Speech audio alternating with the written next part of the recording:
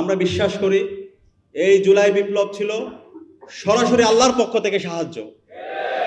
এই জুলাই বিপ্লবে মূল নেতা ছিল, মূল হিরো ছিল আমাদের শহীদরা।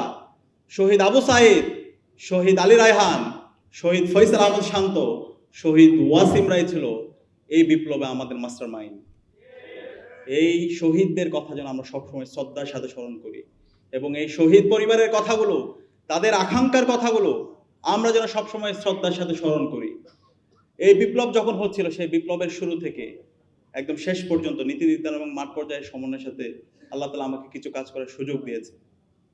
বিপ্লবের কঠিন সময়ে 15 জুলাই ঢাকা বিশ্ববিদ্যালয়ে ছাত্রলীগ, যুবলীগ এবং খুনি হাসিনার পেটোয়া বাহিনী যখন বিশ্ববিদ্যালয়ের শিক্ষার্থীদের উপর হামলা করছিল, যখন আমরা আমাদের আহত ভাই বোনদেরকে নিয়ে ঢাকা মেডিকেল কলেজে তাদেরকে আহত অবস্থায় নিয়ে যাচ্ছিলাম, তাদের ট্রিটমেন্টের ব্যবস্থা করছিলাম। বাংলা কিউআর যেখানে নগদ পেমেন্ট সেখানে।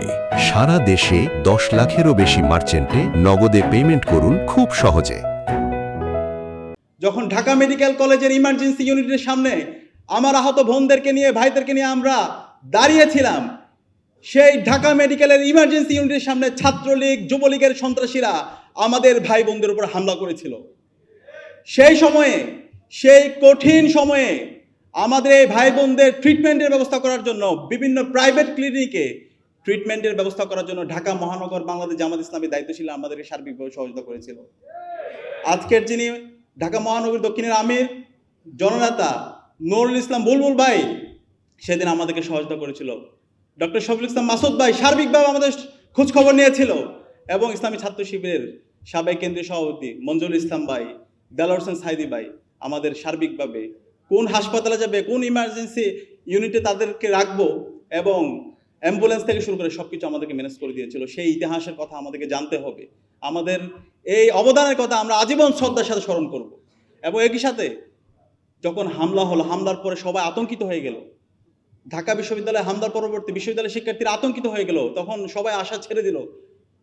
তখন আমাদেরকে আবার নতুনভাবে আশা জাগিয়েছিল ইসলামী ছাত্র শিবিরের তৎকালীন কেন্দ্রীয় সভাপতি।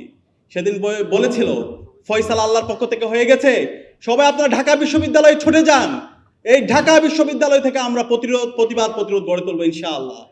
এবং 15 জুলাই সন্ধ্যায় আমরা চাঙ্কারপুলে একত্রিত হয়েছিলাম এবং পরবর্তী দিন 16 জুলাই আমরা সারা দেশে বিক্ষোভ কর্মসূচি ঘোষণা দিয়েছিলাম। এবং সে আলোকে 16 জুলাই শহীদ মিনারে যে গণজাগরণ দেখতে পেয়েছিলেন, সেই গণজাগরণের পিছনে আমাদের সর্বপর্যায়ের নেতৃবৃন্দ এবং মুক্তিকামী ছাত্র জনতার অনবদ্য অবদান ছিল।